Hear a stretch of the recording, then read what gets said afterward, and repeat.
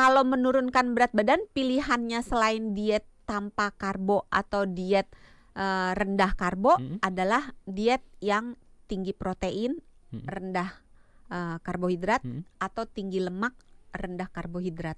Oke. Gitu.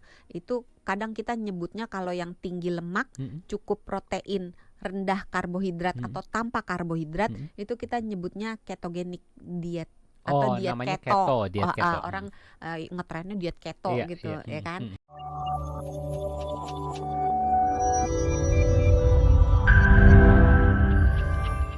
Kita mau compare dulu nih sebenarnya. Diet tanpa nasi. Ada juga orang yang intermittent fasting, ada orang yang diet apa sih namanya? Low karbo gitu ya. Nah, ini sebenarnya diet tidak mengkonsumsi nasi ini seberapa efektif dibandingkan dengan diet-diet yang lainnya? Susah ini jawabnya. Karena gini, jenis diet itu macem-macem. Betul, jadi banyak banget ya. Diet itu sudah dijadikan terminologi sebagai pola makan untuk menurunkan berat badan. Padahal sebenarnya diet, arti kata diet sendiri itu adalah pola makan sebenarnya. Jadi bagaimana makanan itu diatur untuk memenuhi kebutuhan seseorang gitu. Jadi misalnya diet pasien hipertensi, maka dietnya itu adalah misalnya rendah garam. Rendah garam ada sangat rendah, ada rendah, ada cukup rendah gitu. Terus misalnya diet untuk pasien diabetes, maka artinya dietnya diet rendah karbohidrat gitu. Nah, tapi oleh masyarakat umum diet itu diartikan sebagai lagi diet, berarti lagi menurunkan berat badan gitu. Betul. Tergantung jenis diet yang mana yang tepat untuk kita, tergantung apa yang kita butuhkan, penyakit kita apa, goals kita, tujuan kita apa gitu.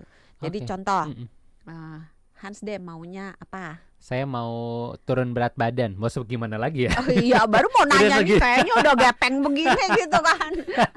Atau diet apa ya? Diet apa dong yang dok yang cocok? Biasanya sih kalau netizen ya anggaplah turun berat badan, turun berat badan ya. gitu kan. Nah, ketika diet menurunkan berat badan, ketika diet ditujukan untuk menurunkan berat badan, maka diet rendah karbohidrat atau diet tanpa karbohidrat merupakan pilihan yang baik untuk jangka pendek. Jangka pendek, artinya tidak untuk langsungkan setahun, 2 tahun gitu ya? Kalau untuk jangka panjang sampai sekarang penelitiannya belum kelar. Masih butuh waktu ya? Ya, jadi efek jangka panjangnya masih tanda tanya, walaupun beberapa penelitian mengatakan ketika niatnya itu untuk menurunkan berat badan, diet tanpa karbo atau rendah karbo hanya efektif di awal-awal, di jangka pendek gitu. Nah, diet kalau menurunkan berat badan, pilihannya selain diet tanpa karbo atau diet rendah karbo adalah diet yang tinggi protein, rendah karbohidrat, atau tinggi lemak, rendah karbohidrat. Gitu. Itu kadang kita nyebutnya kalau yang tinggi lemak, cukup protein, rendah karbohidrat atau tanpa karbohidrat, itu kita nyebutnya ketogenic diet atau diet keto. Orang ngetrennya diet keto gitu, ya kan? Pernah nyobain nggak? Enggak. Saya segala dimakan dok.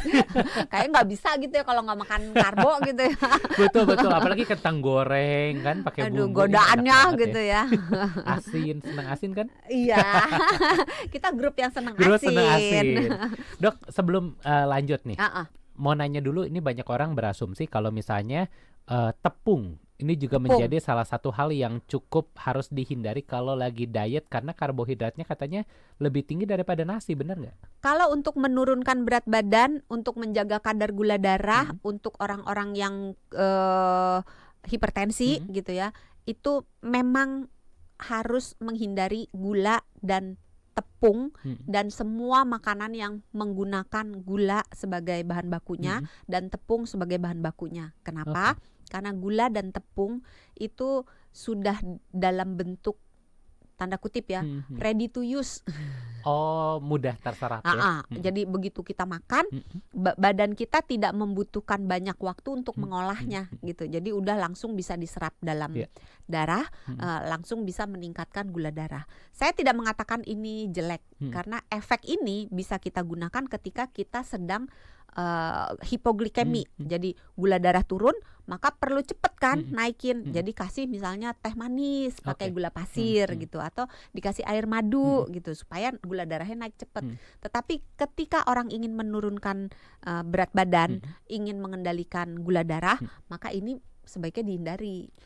Karena itu nggak bisa menunda dia langsung naik gitu, karena tidak dibutuhkan waktu yang lama, usaha yang banyak untuk mencerna. Tapi kalau misalnya karbohidratnya dari nasi, apalagi nasinya yang mengandung pati resisten gitu, apalagi misalnya karbohidratnya yang berasal dari gula atau karbohidrat yang berasal dari gula buah atau sayur, itu dibutuhkan badan kita untuk menggiling, memecah-mecah, menyampurnya dengan enzim supaya dia bisa terpecah dalam bentuk paling kecil yang bisa diserap ke dalam pembuluh darah.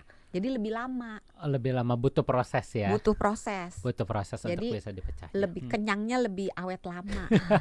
Kuncinya di situ ya. Kalau mau kenyang kan lama harus yang nguleknya lama gitu loh, di dalam lambung kita diulek gitu lama kan. Jadi lambung kita bawaannya penuh terus. Kalau lambung kita penuh, kita rasanya kenyang gitu. Artinya harus ujungnya ke situ. Kayaknya harus bikin list nih. Makanan apa aja yang dicernanya lama, kayaknya harus itu yang banyak dikonsumsi ya. Iya, kalau untuk menurunkan berat badan iya. Sedikit dong dok, apa aja sih itu? Kalau mau yang paling membutuhkan usaha, itu kita sebutnya sebagai efek pembakaran makanan, thermic effect of food gitu ya.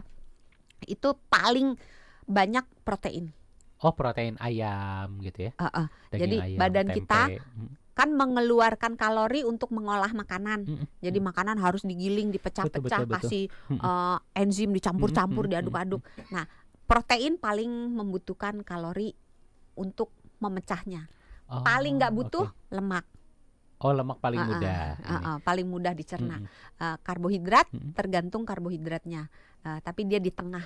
Kalau yang gula, tepung itu gampang, berarti kalori yang dibutuhkan untuk mencerna, waktu yang dibutuhkan untuk mencerna lebih cepat daripada karbohidrat yang kompleks. Nah, karbohidrat yang kompleks apa?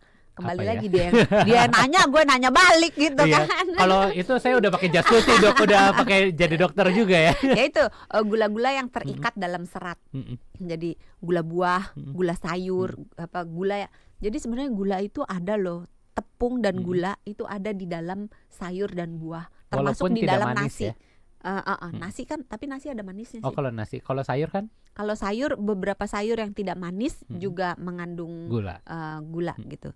Nah, kalau mau cepet banget, ya cari sayur yang berdaun, buah yang tidak terlalu manis. Jadi kayak misalnya stroberi, nah itu kadar gulanya rendah. Terus kalau sayur, jangan cari sayur yang bertepung. Sayur bertepung itu misalnya jagung. Karena bisa dibikin tepung jagung gitu ya. Kacang-kacangan gitu. Itu ubi gitu ya. Itu tinggi karbohidratnya. Jadi kalau mau menurunkan berat badan, cari yang karbohidratnya lebih rendah gitu. Misalnya sayur berdaun, kalau buah yang rasanya asam. Buah-buah asam keluarga beri-berian gitu ya. Atau mangga belum matang juga asam dong. Tapi buah pada dasarnya iya loh. Pisang kalau belum matang itu pati resistennya tinggi. Jadi susah diolah di dalam tubuh. Gitu. Semakin dia matang, semakin tinggi kadar gulanya. Artinya rujak bagus dong. Rujak pakai itu ya, jambu mentah ya. Iya. Jambu semuanya kayaknya mentah ya. belum mateng dok kalau rujak kan, masih tapi setengah mateng. Tapi rujak di pengkolan mateng semua itu. Enggak, terus kayaknya enggak sehat adalah bumbu kacangnya ya. Iya, si karena bumbu rujaknya ada gulanya kan, gula Jawa.